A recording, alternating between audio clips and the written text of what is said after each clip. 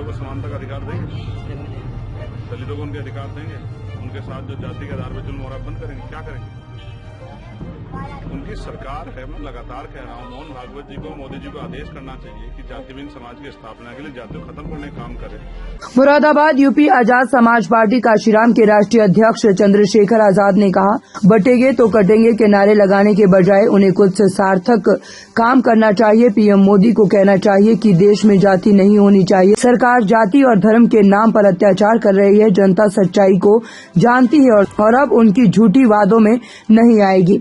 UP उपचुनाव के लिए भाजपा द्वारा 6 उम्मीदवारों की सूची जारी करने पर उन्होंने कहा, उन्होंने अंतिम समय पर उम्मीदवारों की सूची क्यों जारी की? जनता ने लोकसभा चुनाव में उन्हें सबक सिखाया है और इसीलिए वे हर कदम सावधानी से उठा रहे हैं। अगर वे एक साथ चुनाव लड़ते तो लोकसभा चुनाव में भी अच्छे परिणाम आते और आने वाले उपचुनाव में भी।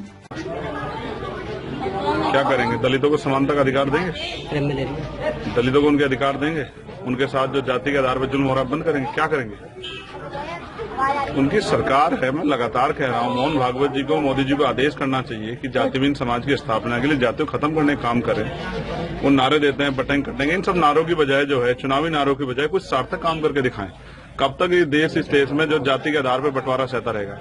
अब उनकी सरकार है। जिस तरह जीएसटी पे प्राइम मिनिस्टर ने आके कहा, जिस तरह से नोटबंदी पे कहा, तो देर क्यों करते हैं? मैं तो चाहता हूँ प्राइम मिनिस्टर आज आ जाए और लाइव आके कहें कि आज के बाद देश में कोई जाति नहीं, सब भारतीय होंगे और सबको भारतीय होने पे गर्व होना चाहिए। बाबा साहब अम्बेडकर ने कहा था, हम प्रथम भारतीय भारतीय हैं, हमें गर्व है कि हम भारतीय हैं। लेकिन सरकार उसके लिए कर क्या रही है? सरकार तो चुनावी आधार पे जो है, जाति धर्म के आधार पे हिंसा कराती है, जुल्म कराती है, लोगों को डराने का, धमकाने का, बुलडोजर चलाने का काम करती है। तो ये पहल बहुत दिनों चल रही है। ये सिर्फ वोट लेने के लिए, इनका जमीनी सच्चाई कुछ नहीं। अगर ऐसा होता तो आज देश में बहुत बड़ा बदलाव होता। बाबा साहब इसी प्रयास करते हुए चले गए कि ये जो गैर बराबरी खत्म हो, और जब नहीं कर पाए तो उन्होंने बौद्ध धर्म की दीक्षा ली। तो ये तो हम सबके सामने है।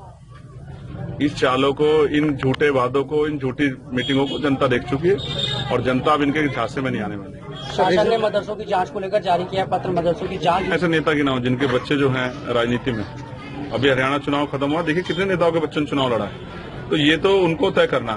हम आजाद समाज पार्टी के प्रति जिम्मेदार हैं, उत्तरदायी हैं और हम लोकतांत्रिक पार्टी हैं। हम कोशिश कर रहे हैं कि बाबा साहब अम्बेडकर, माननीय काशीराम साहब के अधूरे सपनों को पूरा करें। Sir, Azad Samaj party reservation को लेकर के दलित और पिछड़ों के क्या नहीं, हमने निजी क्षेत्रों में आरक्षण की मांग की है पार्लियामेंट में कि अब समय आ गया है कि जो रिसोर्स हैं उनका सही तरह से बंटवारा हो और 2% सरकारी सेक्टर के साथ साथ निजी क्षेत्रों में आरक्षण की व्यवस्था कराई जाए। अखिलेश यादव कह रहे हैं, हमने ठाना संविधान, आरक्षण, सौहार्द बचाना है, बाबू साहब लोहिया के सपनों का देश बनाना है। देखो, नारे तो 2024 के चुनाव में लगे थे। इन नारों में शायद सच होता तो जनता को महसूस होता कि जनता ठगी नहीं गई है। जनता उस झूठ को इस बार वोट चुनाव में बताएगी। भारतीय जनता पार्टी ने 9 सीटों पर यूपी में हो रहे उपचुनाव में 7 प्रत्याशियों की सूची आज जारी कर दी है। ये भी आखिरी समय पे की है। ऐसा क्या हुआ जो पार्टी सत्ता में, इतना क्यों भय लग रहा है? अभी जो है जनता ने जो सबक सिखाया 2024 में, इसीलिए बहुत समझदारी से कदम रख रहे हैं और मुझे उम्मीद है कि अगर मिलजुल के लड़ाई लड़ी जाती तो इसमें भी और लोकसभा चुनाव में बहुत बड़े बदलाव। सर, आजाद समाज पार्टी के साथ जनता की बात करें, कुंदर की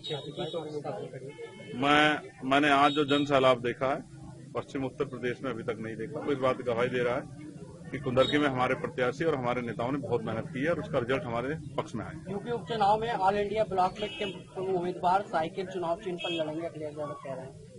ये उनकी पार्टी का, उनके गठबंधन का डिसीजन है।